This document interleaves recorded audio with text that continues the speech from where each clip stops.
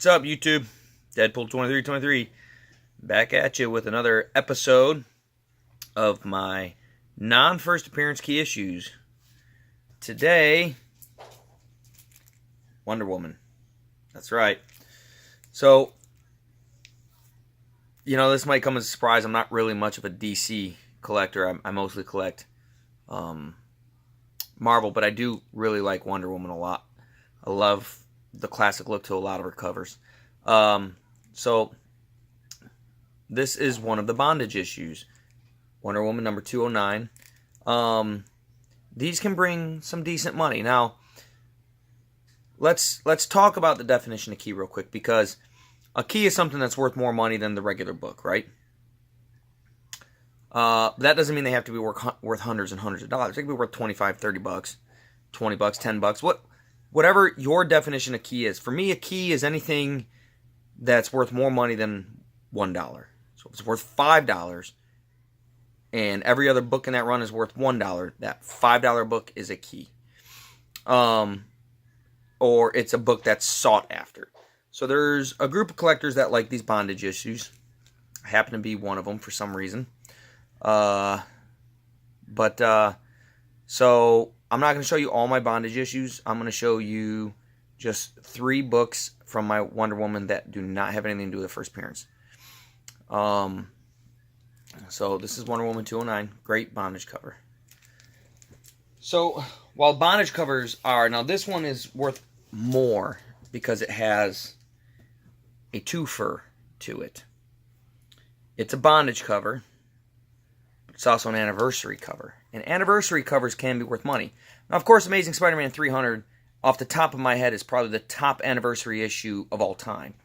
You get a first appearance in Venom. You get one of the greatest covers of all time by one of the greatest artists of all time. And it's an anniversary issue of one of the most popular characters of all time. Like, where's the downside, right? So, I mean, that's probably the most famous anniversary issue, but that doesn't mean other anniversary issues are worthless. This one, for instance, is Wonder Woman number 200. It's a classic bondage cover. So this has a classic cover, beautiful bondage cover. I believe this is from when Wonder Woman... There was a section where Wonder Woman wasn't wearing her uniform. She was wearing regular clothes. I think this might have been during that time frame. Don't quote me on that. But anyways, classic bondage cover, a little bit of a horror cover. I mean, that's kind of a bondage / horror cover, and it's number 200, so it's anniversary. I picked this book up off of eBay for 20 bucks about 3 years ago when I first started looking at buying these books. I was watching Lightning 2288, and he was showing these, and I just really liked them. I just gravitated toward these covers. So at the time, I was just trying to figure out what I was going to collect, and then after that I started really geared toward Marvel. But these are my hidden secrets. Whenever I'm going through and I find a bondage cover, a DC bondage cover from the 70s, because they did some in the 80s and 90s, they're just not as cool as the 70s in my opinion. But when I find them, I try to buy them every time, and I don't look for them. I don't go say, hey, do you have any? A lot of times it's when I'm going through collections or I'm going through bins, and I'll come across one or two. So. And then the last Wonder Woman book. Now, this could be a major key.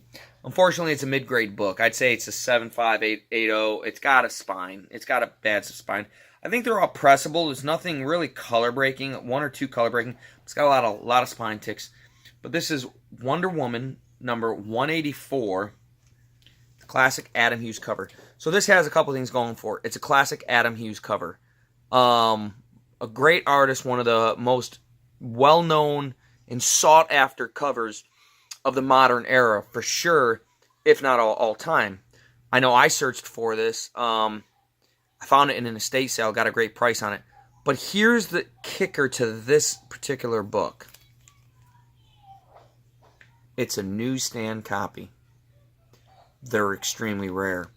At the time that I got this book, I showed it on one of my haul videos, and my buddy hit me up and he's like, oh my god, you got a newsstand copy of that? Just so you know, there's not a single copy for sale on eBay right now. I don't know if there are right now. I didn't check. I don't care. It's not a 9.8 newsstand copy.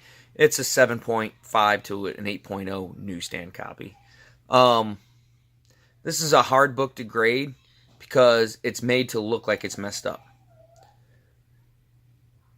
So, anyways, but Adam Hughes, Wonder Woman, I mean,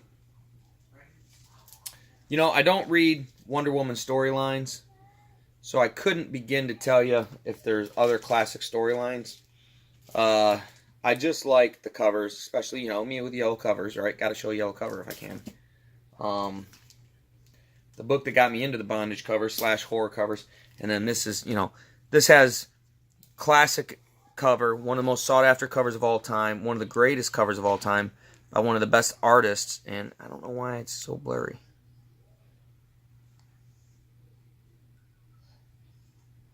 There we go.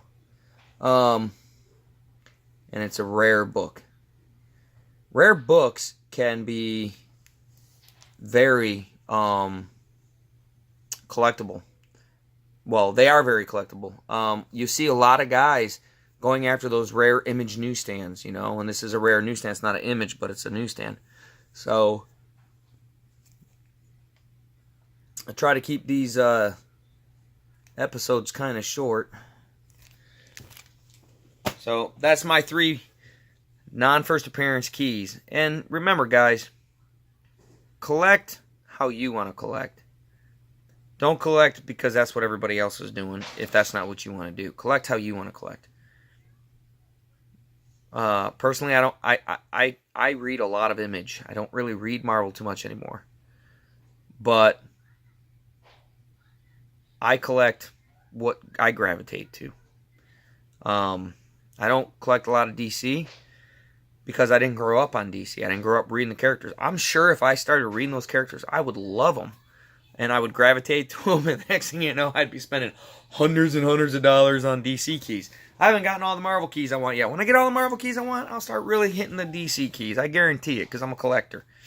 But don't pass up on a book just because it's not somebody's first appearance. If a book looks familiar, especially if you're a new collector and a book looks familiar and you're not sure why, do your research, guys. I spent, when I first got into this hobby, hours. I'd get on comicbookrealm.com. And if every book in a run was 140, 140, 140, 140, 200, I click on that $200 book. Why is it showing $200? And then I'd read about it. Maybe nothing, but I'd remember that cover. There was people who wanted that cover. It served me well. I spent hours going through all kinds. I mean, every run you can imagine going through. So, you know what I would say? Collect what you like. Don't apologize for it. Happy hunting, guys. See you next week.